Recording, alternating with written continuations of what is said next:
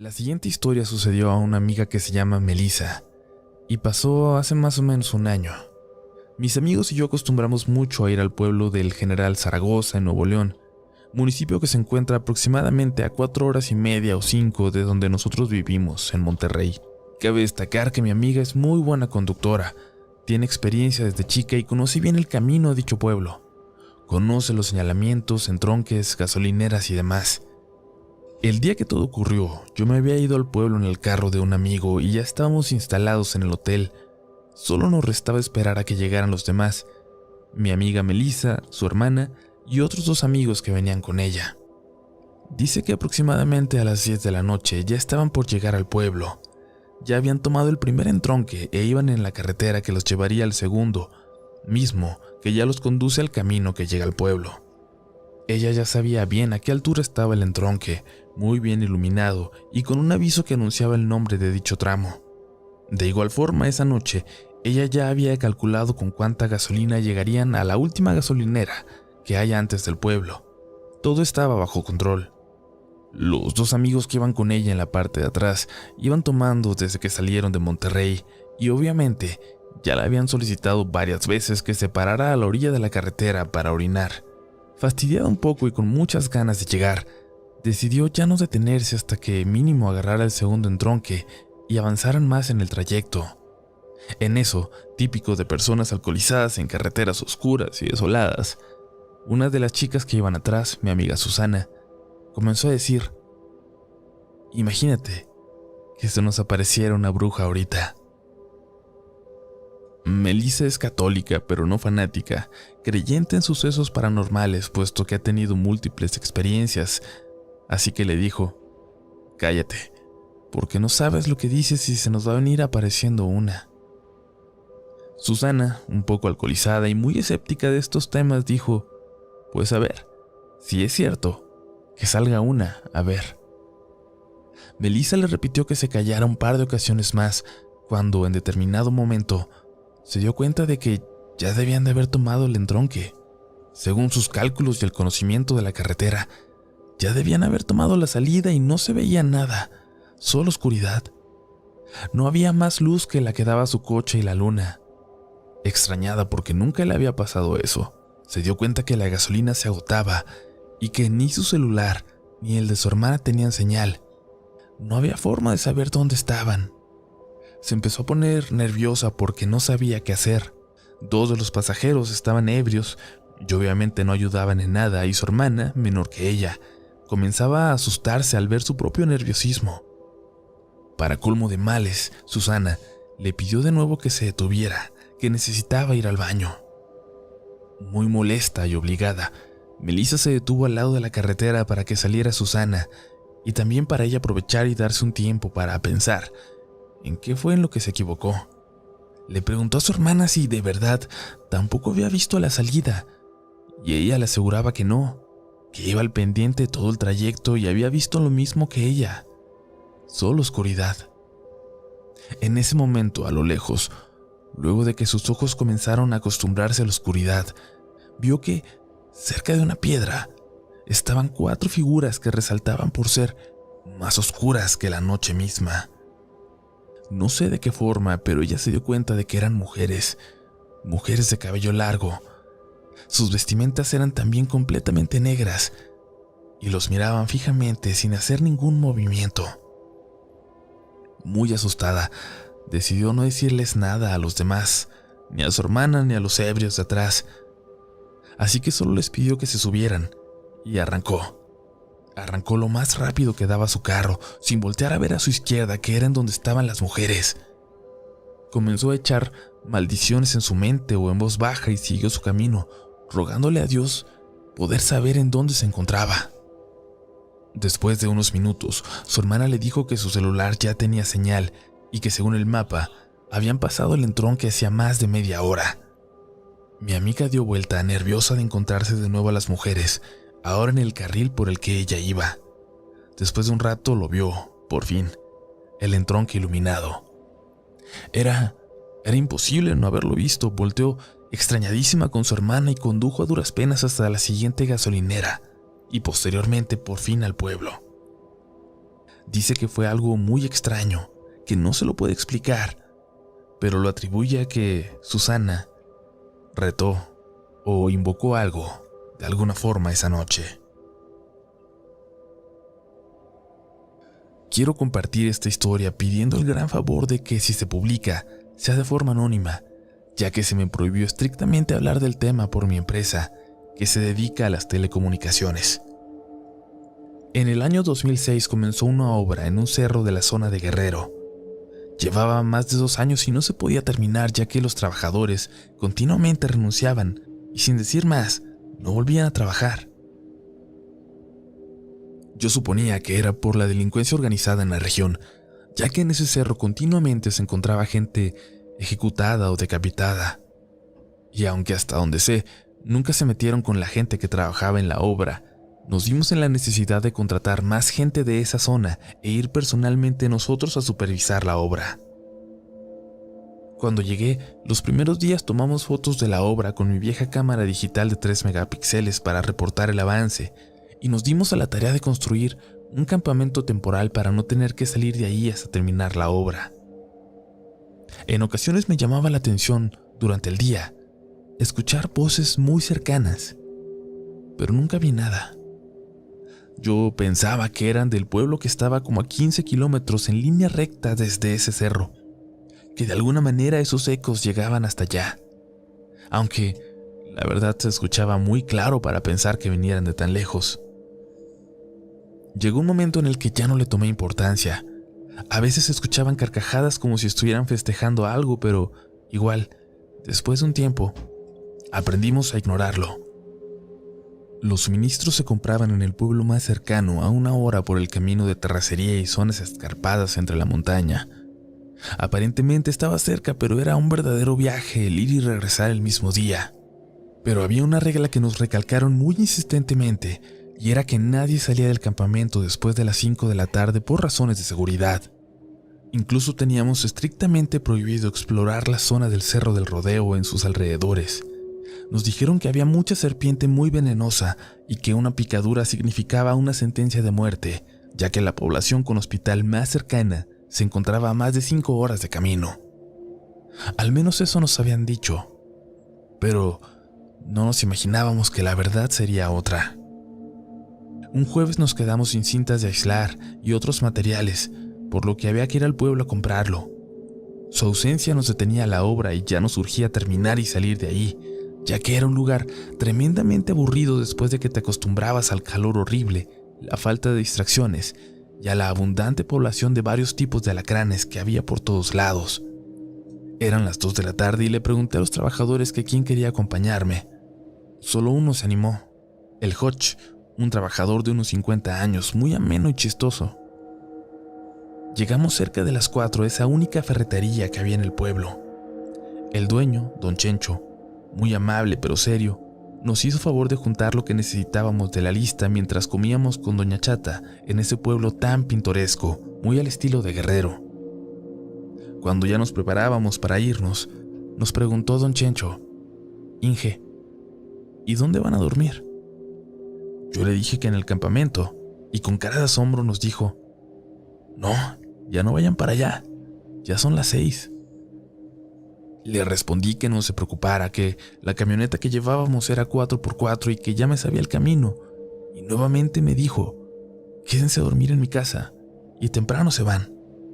La verdad, yo por necio y casi ofendido porque pensé que él creía que yo no tenía la capacidad de manejar en esos caminos de noche, le dije que no se preocupara y no se ofendiera, pero quería llegar ese mismo día al campamento para al día siguiente continuar con el trabajo desde lo más temprano posible. Nos subimos a la camioneta y nos retiramos del pueblo. Y ese fue un grave error. Cuando nos adentramos en la sierra con dirección al Cerro del Rodeo, la oscuridad de la noche nos cayó encima y hacía tenebroso el circular entre los árboles cerrados del camino. Yo le iba haciendo bromas al Hodge y apagaba la luz de la camioneta circulando, y de verdad que no veíamos más allá de nuestra nariz. Llegamos a un punto en el que había un claro entre los árboles y vimos la punta de otro cerro donde las estrellas se veían por miles por la falta de luz, tan lindas que nos detuvimos a verlas. No se podían distinguir las constelaciones de tantas estrellas que había, y me dijo asombrado el Hodge: Inge, mira allá arriba en el cerro, esas luces.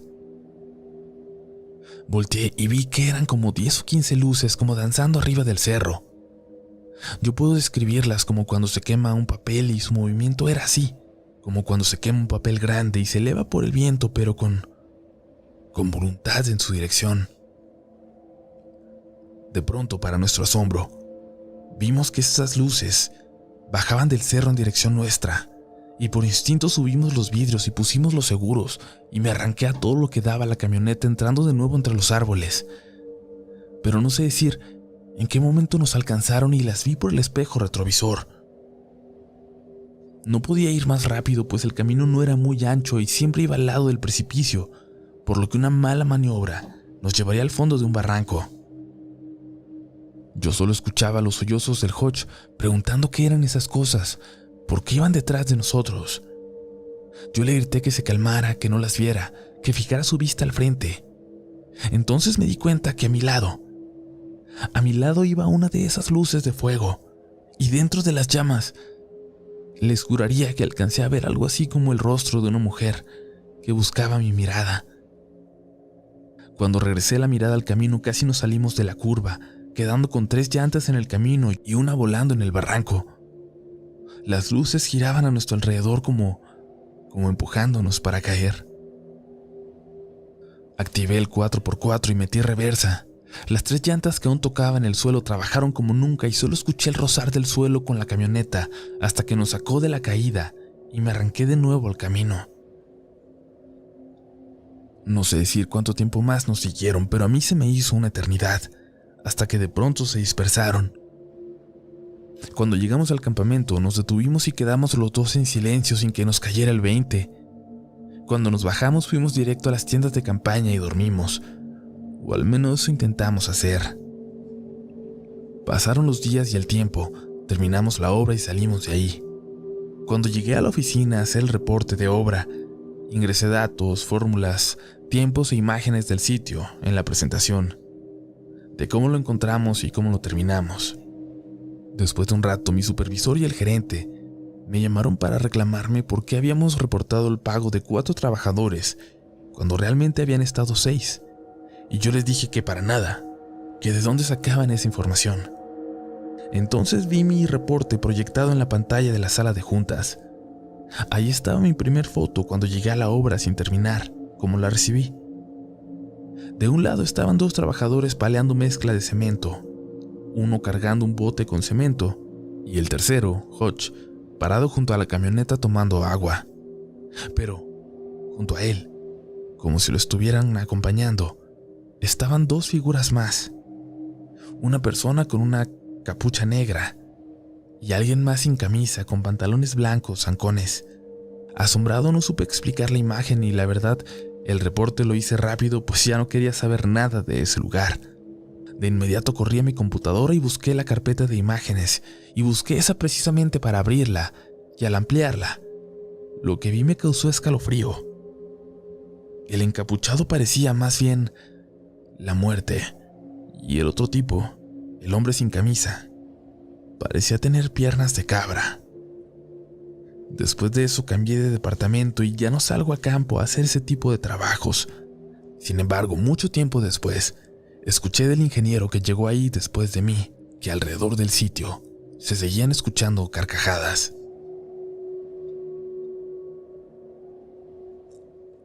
Trabajo actualmente para seguridad privada, así que agradecería que mi información personal se mantenga en el anonimato, también porque las personas que voy a mencionar en esta historia trabajan o trabajaron en ramas muy importantes de seguridad militar. A los 20 años decidí enlistarme en el ejército. Desde pequeño añoraba ser policía o militar. Cuando yo era apenas un soldado raso, llegó un general al cuartel buscando nuevos escoltas, soldados rasos como yo o cabos o sargentos segundos que fueran sus guardaespaldas.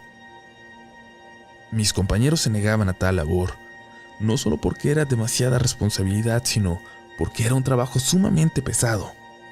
Si de por sí ser un soldado es muy difícil, Ahora ser guarura de un general lo es mucho más. Yo sí acepté. Prefería 1000 veces andar paseándome en una camioneta por toda la ciudad que seguir haciendo guardia en una caseta olvidada en la cima de un cerro. A diferencia de mis otros superiores, el general resultó ser mucho más educado, mucho más amable con nosotros y siempre enfocado en su trabajo. Siempre me pareció que era una persona con nervios de acero. Nunca vi miedo en sus ojos, ni escuché una voz temblorosa saliendo de su boca, a pesar de que tenía que dar órdenes muy, pero muy delicadas. Nunca vi ningún rasgo de duda ni terror en él, hasta aquella noche. Era una noche muy calurosa. Luego de recibir un mensaje en código, el general nos dio la orden de conducir hasta un pueblo llamado San Antonio de las Alazanas. Al llegar, vimos que ya compañeros nuestros, pero pertenecientes a otro batallón, habían colocado un retén. El general preguntó ahí por el oficial a cargo, pero le dijeron que se había retirado. Cuando indagó más, le dijeron que varios de los soldados habían sufrido alguna especie de crisis nerviosa por algo ocurrido en el panteón, a unos cientos de metros de ahí. Nos dio la orden rápida de cargar nuestros fusiles y permanecer alertas, y nos dirigimos hasta allá. Inclusive él, que solo portaba un arma corta y con contados tiros, se preparó para entrar a ese panteón junto con nosotros. Una vez ahí, notamos un área de fosas comunes que tenían muy pocos de ser creadas, posiblemente menos de un día. Y en una había cuerpos que al parecer pertenecían a miembros del crimen organizado. Según nos dijeron, al parecer habían tenido algún tipo de combate, pero los cuerpos no tenían ojos ni lengua, y en sus rostros, en muchos de ellos, se encontraban grabadas las muecas de horror con las que murieron. El general me pidió a mí y a un compañero que nos quedáramos a custodiar los cuerpos, como si alguien en su sano juicio quisiera acercarse a verlos. Él y otro compañero fueron a hablar con el sargento que se quedó al mando del retén. Duramos más de 15 minutos ahí, solos con esos cadáveres que alguna vez habían sido hijos, hermanos, padres de alguien, y ahora eran solo cuerpos. Por la radio el general nos dio la orden de regresar y acudir con él a unas oficinas cercanas. En el camino nos contó que al teniente le reportaron pobladores aquel grupo de cadáveres abandonados a unos metros del panteón, a varios kilómetros del pueblo, que ningún poblador sabía cómo ni quién los había dejado ahí. Alguien dijo que estos delincuentes estaban preparando tierras para la siembra de marihuana, y en un momento habían terminado así. Recuerdo que, ni bien el general terminó de contar esto que les narro, el conductor de nuestra camioneta, al voltear por el retrovisor, vio que 6 bolas de fuego se encontraban ahí, sobrevolando el panteón, dando vueltas, encogiéndose y haciéndose grandes. Cuando nos alertó, todos volteamos incrédulos, sin saber qué decir o qué pensar. Fue la noche más rara de mi vida, y una de las más aterradoras también. Yo renuncié un año más tarde. Actualmente trabajo en seguridad privada de un almacén en Monterrey como monitorista. Nunca supe qué fue lo que le pasó a aquel grupo de hombres que, a pesar de que hacían algo malo, corrieron con muy, muy mala suerte para terminar así. Algunas de las pocas personas a las que les he contado esta historia me dicen que esas luces eran en realidad brujas, y que estos hombres se metieron probablemente a hacer cosas ilegales a un lugar custodiado por esas mujeres con poderes místicos. Yo en verdad no lo sé, y realmente deseo nunca saberlo.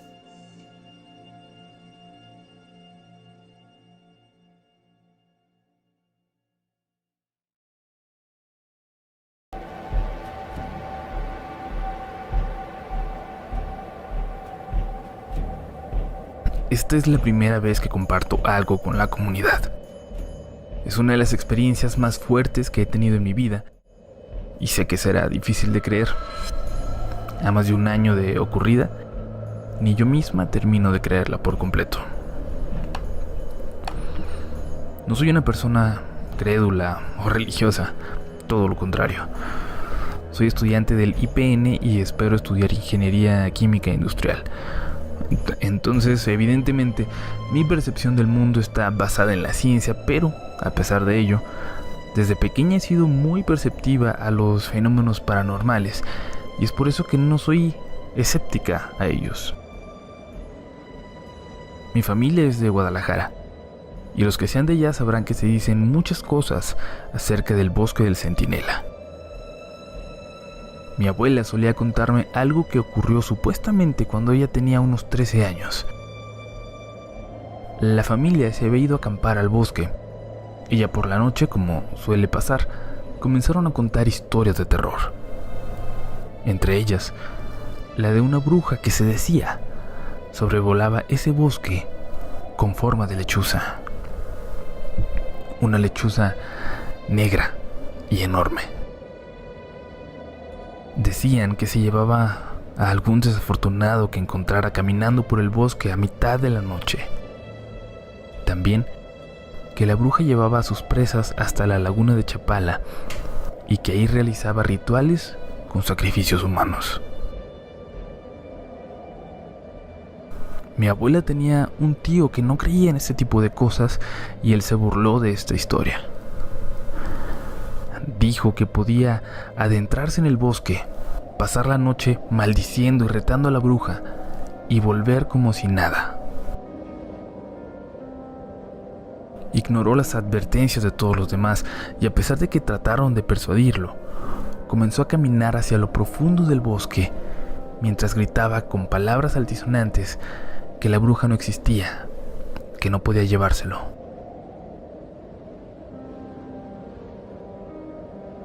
Repitió eso, perdiéndose en la oscuridad, y poco a poco la voz fue dejando de oírse. Decía mi abuela que no había pasado más de media hora cuando vieron como un pájaro enorme voló llevando en las patas a su tío, que se veía pequeño como si fuera un ratón, mientras gritaba a todos pidiendo ayuda. Nunca se volvió a saber de él. Cuando era niña esta historia me aterraba, pero conforme fui creciendo, empecé a dudar de su veracidad. Eso hasta junio del año pasado. Fui con mi novio a pasar 2 semanas de vacaciones en Guadalajara. Llegamos un sábado y justo el siguiente, una semana después, fuimos a la laguna de Chapala. Acampamos en un cerro cerca de la orilla sur de la laguna. Cuando cayó la noche le conté esta misma historia a mi novio, aunque claro, le dije que yo dudaba mucho de que fuera cierta. Él, de todos modos, me dijo que no creía que fuera lo mejor que estuviéramos ahí. Mi novio también es muy propenso a experimentar fenómenos paranormales y ha vivido incluso más cosas de este tipo que yo. Dijo que las brujas tienen olfato para las personas que no creen en ellas, algo así como lo que se dice de ciertos animales sobre que pueden oler tu miedo. Eran cerca de las 12 de la noche. Estábamos acostados en el cofre del coche viendo el cielo estrellado, un cielo que no podemos disfrutar así en la Ciudad de México. Todo parecía estar bien, completamente normal. Platicábamos de lo más tranquilos cuando sentimos un escalofrío, los dos al mismo tiempo. Él se sentó y miró alrededor y se notaba muy alarmado. Yo de pronto me sentí también nerviosa e insegura y le dije que lo mejor era ya irnos a dormir. Me dio la razón y cuando íbamos hacia la casa de campaña, volteó hacia la laguna. Me dijo que volteara a ver, y ahí, a lo lejos, pudimos ver un pájaro enorme. En medio de la oscuridad, vimos cómo cruzó la laguna rozando el agua. Se elevó y voló directo hacia nosotros. Quisimos protegernos en el coche, pero no pudimos abrirlo. Quiero pensar que por los nervios y el miedo no era capaz de abrir la puerta. Le pedí las llaves yo e intenté abrirlo del otro lado, pero no se podía. Me tomó de la mano y comenzamos a correr hacia abajo. Recuerdo muy bien que aunque esa cosa iba planeando, sus alas al chocar con el viento emitían una especie de zumbido y el sonido que hacía al aletear realmente me estremecía. Antes de que alguien piense tal vez en los relatos de avistamientos del hombre polilla o Mothman, les aseguro que esto no se trataba de esa criatura. Lo que nos perseguía era literalmente una lechuza gigante, de unos 2 metros de alto y 5 metros con las alas extendidas. Negra, completamente negra, aunque el pecho y la cara eran de un tono un poco más claro, lo suficiente para dejarnos ver que no tenía ojos. Esa imagen me causó pesadillas incluso mucho tiempo después, y cada que cerraba los ojos veía la cara de esta criatura. Al principio nuestro escape fue más complicado porque era cuesta abajo y no había ningún árbol o obstáculo que interfiriera con el vuelo de esta cosa.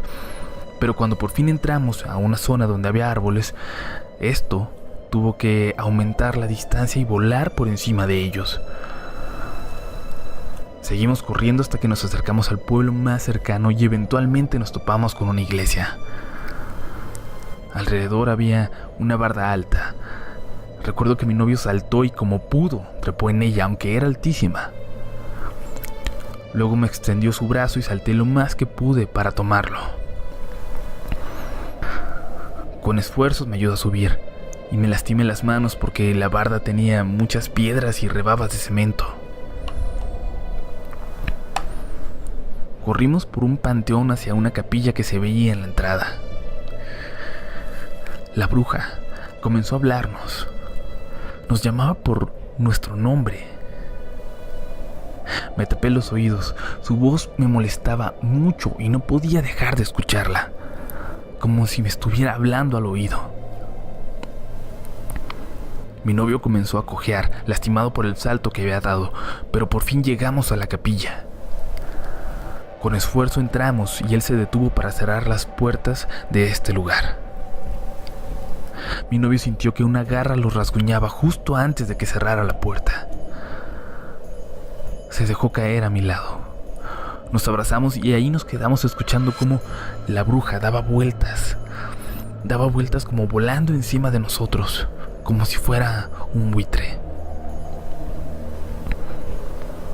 Un rato después, que me pareció eterno, se dejó de escuchar.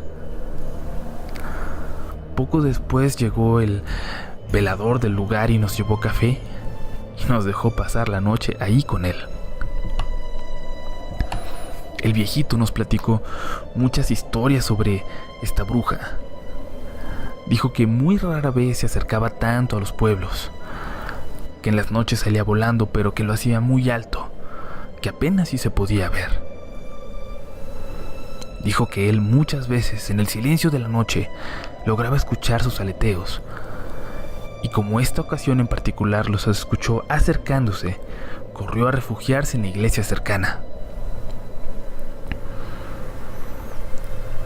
Nos contó también que muchos aseguran haber visto a una señora que sube al cerro más alto de la zona, y ahí se quita los ojos y comienza a dar vueltas hasta convertirse en una lechuza que se va volando, y que cuando regresa siempre trae a alguien entre las patas. Nadie, nos dijo, ha visto dónde aterriza para hacer sus rituales, pero cuenta que han encontrado altares y evidencia de misas negras en distintos lugares de la zona. A veces se encuentran partes humanas cerca de estos.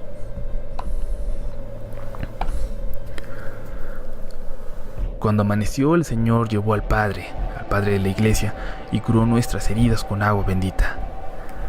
Y es que se dice que las heridas de una bruja solo se logran cerrar si las lavas de esta manera. Quedamos lastimados, asustadísimos, con rasguños, pero vivos.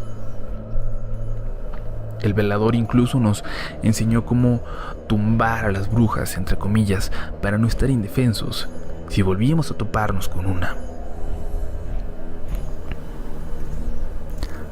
Si no fuera por las heridas que sufrimos, por las cicatrices que nos han dejado, hubiera pensado que todo eso fue una pesadilla. Regresamos por nuestras cosas, recogimos todo y nos fuimos de regreso a Guadalajara. Y tal vez muchos me crean loca. No me crean o piensen que estábamos ebrios o drogados. La verdad no me importa. Sé lo que vi, sé lo que sentí, y a los que me crean, muchas gracias de verdad.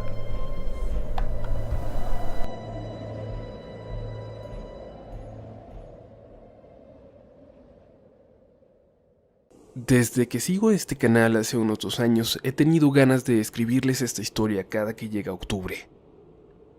Por alguna razón no me sentía cómodo para hacerlo, pero hoy por fin me atrevo y espero que tengan oportunidad de leerlo.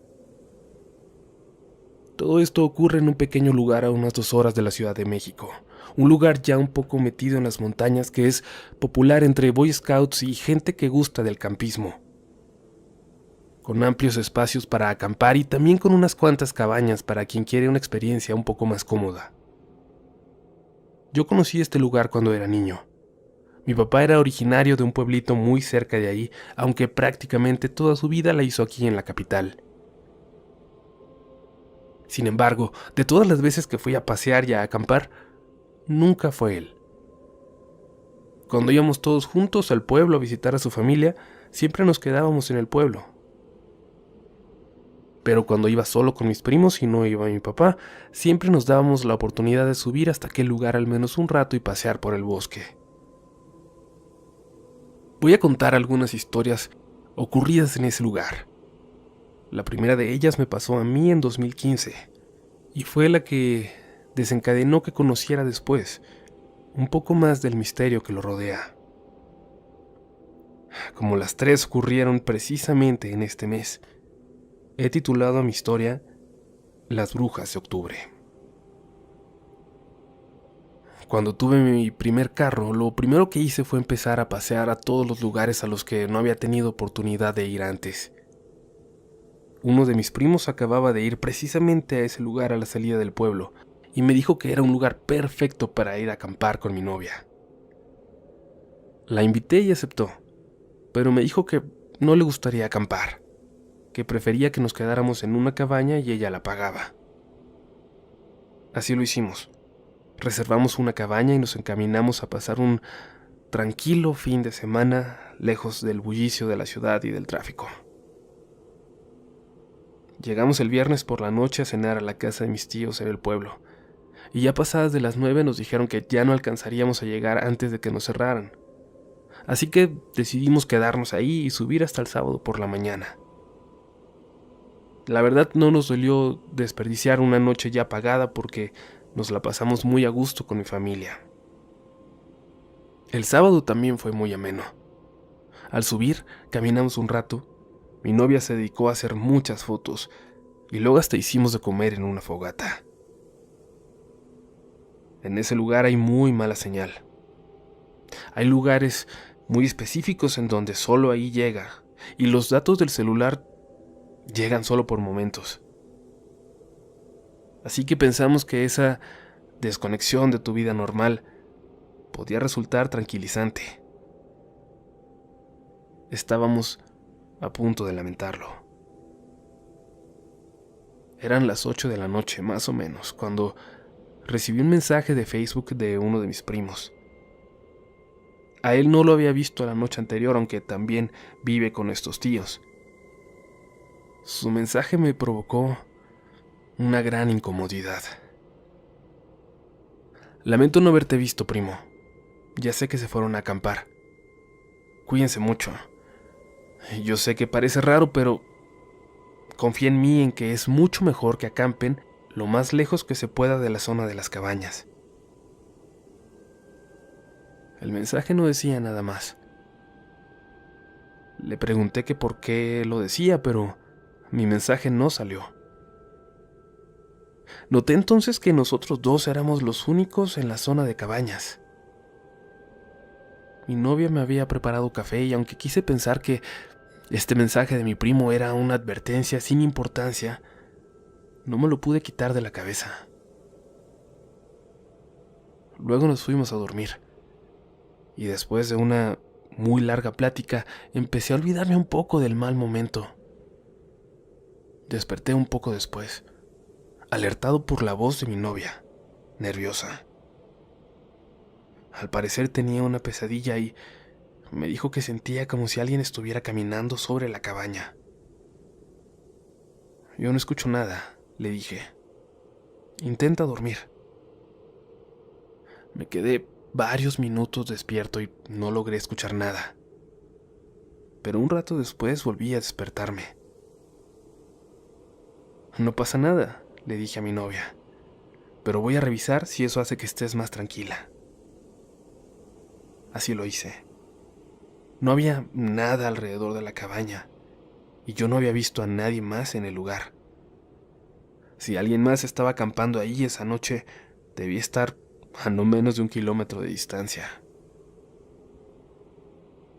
Entré para intentar tranquilizarla y noté que se quedó un rato en su celular, seguramente para intentar quitárselo nerviosa. Yo me quedé dormido casi de inmediato. Más o menos 1 hora más tarde, ya cerca de las 4 de la madrugada, me despertó otro sonido, el de mi celular. Tenía un mensaje de mi primo que seguramente había enviado varias horas antes. Me pasó algo muy raro la última vez que subí a acampar a principios de mes. Estaba con varios amigos y de repente unas chicas nos pidieron ayuda. Estaban en las cabañas. Decían que las habían asustado. Por hacernos los valientes, le dijimos que se quedaran en nuestra fogata con nuestro grupo, mientras uno de mis amigos y yo íbamos a revisar. Cuando fuimos a la cabaña, nos encontramos con una escena espantosa. Espantosa por alguna razón, aunque quizás a ti te parezca una tontería. Pero en el techo de la cabaña había 3 señoras. 3 señoras sentadas en círculo, platicando con total tranquilidad. Yo no vi qué estaban haciendo, pero todas movían las manos mientras hablaban entre ellas, aunque todas hablaban al mismo tiempo. Podría decir que estaban tejiendo, pero eso no tendría sentido. Cuando las vimos, mi amigo empezó a correr de vuelta hacia nuestro grupo y entonces las vi a todas voltear. Se pararon, pero antes de ver algo más, yo también salí corriendo hasta nuestra fogata. Estuvimos un rato despierto. Luego las chicas se quedaron en nuestras casas de campaña y nosotros nos dormimos aún nerviosos junto a la fogata. Hay gente rara por ahí por las cabañas últimamente. Por eso te digo que mejor no te acerques mucho. En cuanto terminé de leer el mensaje, sentí como si tuviera un peso enorme sobre mí. Y entonces pude sentir, por decirlo de alguna manera, que alguien caminaba sobre el techo. Es decir, no podía escuchar nada, pero sentía la vibración, los pasos. Traté de despertar a mi novia sin hacer mucho ruido. Sentía que tenía que despertarla por si algo pasaba, que estuviera alerta.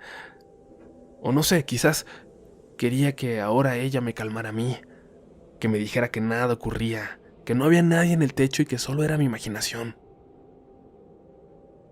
Cuando por fin logré despertarla, me preguntó que qué me pasaba. ¿Hay alguien en el techo? No, claro que no hay nada, vuelve a dormir. No, es en serio, le dije. Hay alguien. Escucha. Escuchamos entonces con atención en el silencio de la noche. 1, 2, 3 segundos. Y de pronto se escuchó como algo o alguien cayó con fuerza suficiente para estremecer toda la cabaña. Buenas noches.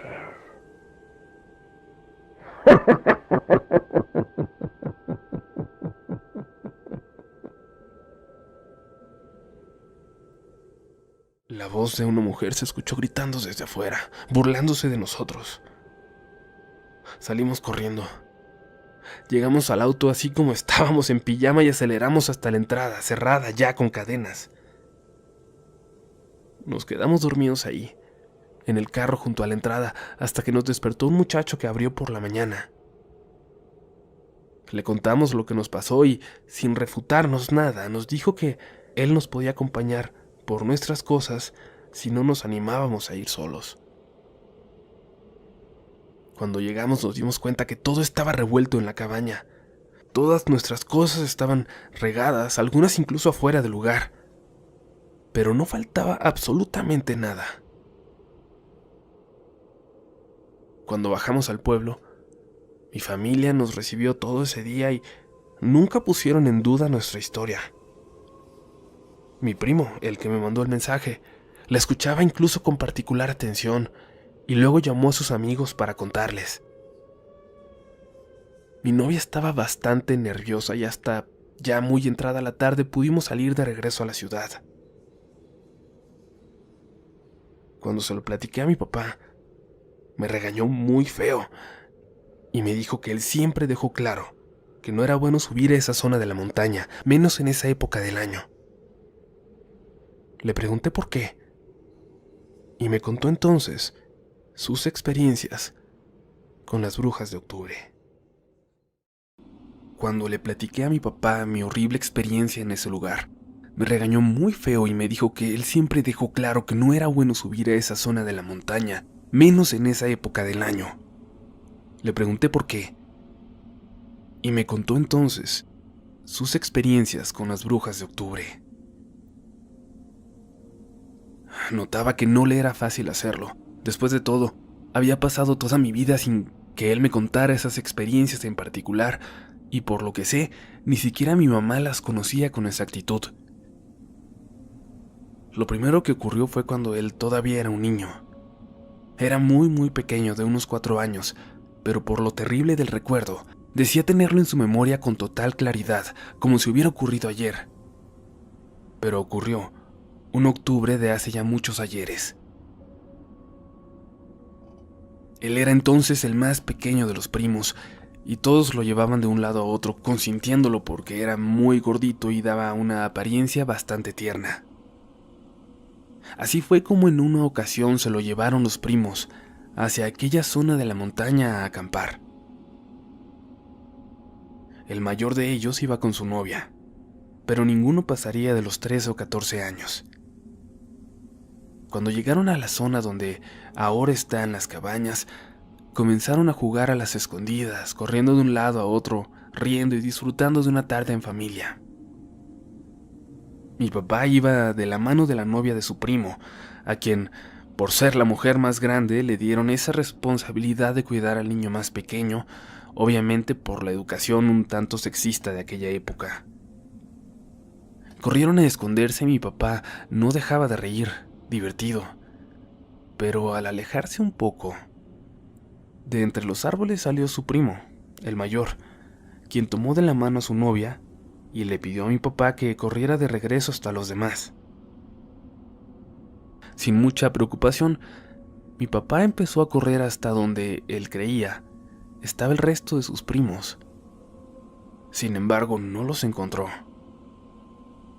Él jura que llegó al mismo lugar, pero no había absolutamente nadie. Quiso regresar entonces hasta donde lo había dejado su primo y su novia, pero tampoco dio con el lugar. Para este momento él ya estaba llorando desesperado por el miedo de haberse perdido en el bosque. Además, la noche ya no tardaba en caer. De repente escuchaba voces platicando a lo lejos y la seguía. No lograba ver nada, pero no dejaba de correr tratando de seguir ese sonido. De pronto, una voz que él sintió familiar por alguna razón comenzó a llamarlo. Por aquí. Ven Ben. Aunque no la reconocía, la voz le daba confianza, y él pensaba que podía ser una de sus tías, quizás alguien que había subido a buscarlos. Comenzó a alejarse, ya tenía varios minutos caminando, subiendo cada vez más por la montaña siguiendo esa voz.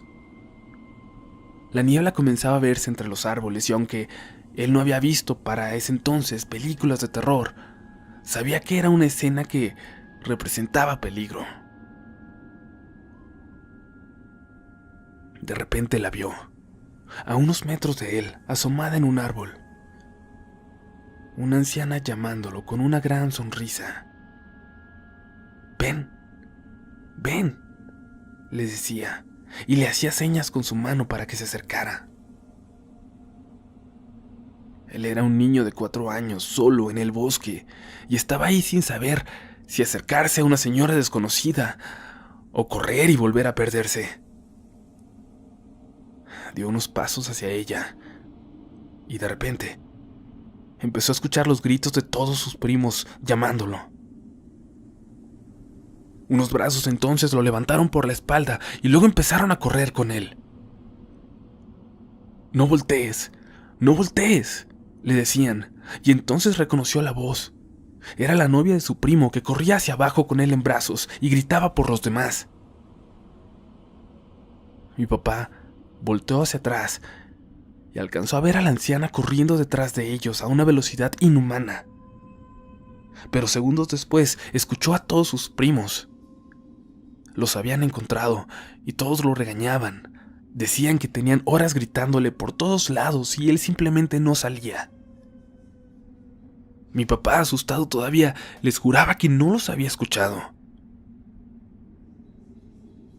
Empezaron a llegar entonces hasta el lugar los adultos de la familia, a quienes ya habían alertado un rato antes de que él se había perdido. Ya no lo dejaron juntarse solito con sus primos mayores, pero nadie les prohibió seguir subiendo. Solo mi papá y la novia de su primo habían visto a la mujer. Sin embargo, nadie más les creyó. Se empezó a contar eso solo como una historia más de terror, de esas que abundan en la zona, y nadie tomó en serio la aparición de esa señora.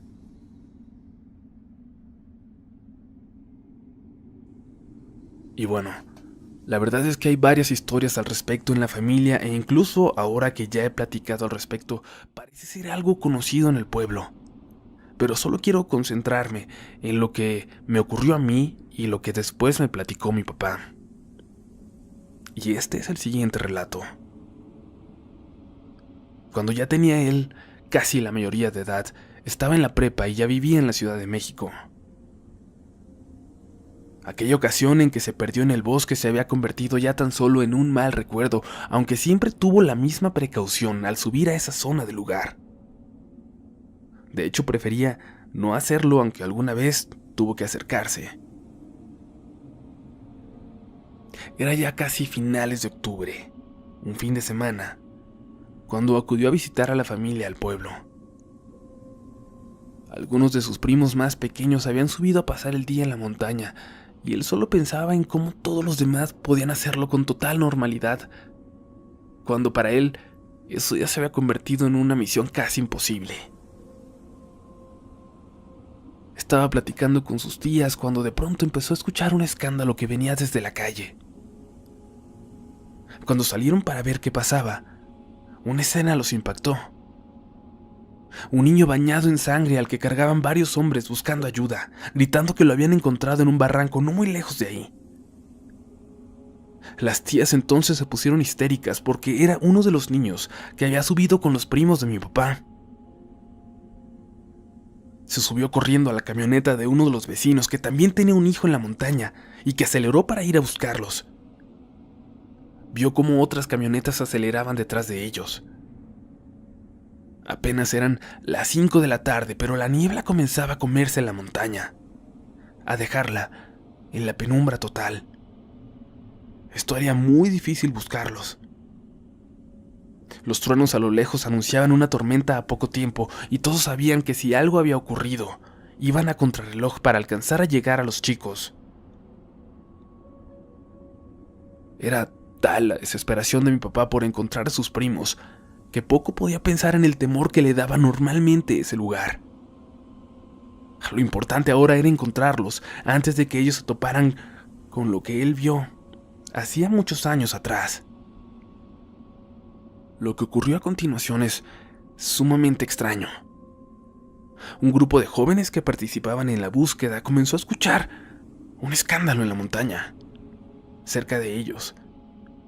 Lo que parecía ser un grupo de mujeres riéndose y maldiciéndolos a ellos, a la gente del pueblo.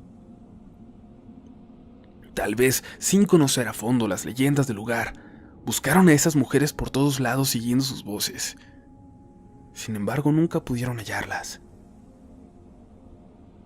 Las voces, eso sí, se llegaron a escuchar justo a su lado, aunque nunca las vieron y no descubrieron de dónde provenían. Los ecos de la montaña juegan malas bromas, pensaron después. Pero déjenme decirles que, precisamente en ese mismo momento, pero del otro lado de la montaña, otro grupo, el de mi papá, se toparía con algo espantoso.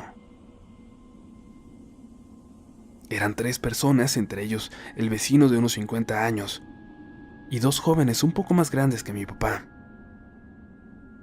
Caminaban separados por unos 10 metros cada uno para cubrir más espacio en la búsqueda, cuando el alarido del señor mayor los alertó.